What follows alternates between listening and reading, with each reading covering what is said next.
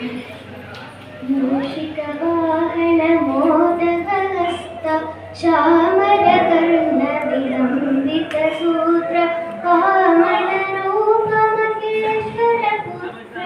विघ्नविनायकपादनमस्ते सरस्वती नमस्तुभ्यं वरदे कामरूपिणी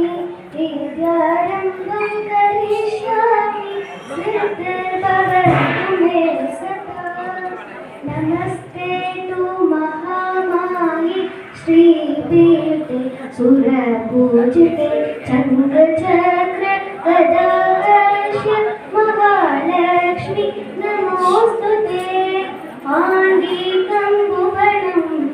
यस्य वाचिकं पूर्णपान्मयम् आकायं चन्द्रतारादितं नमः शान्तिं शिवम्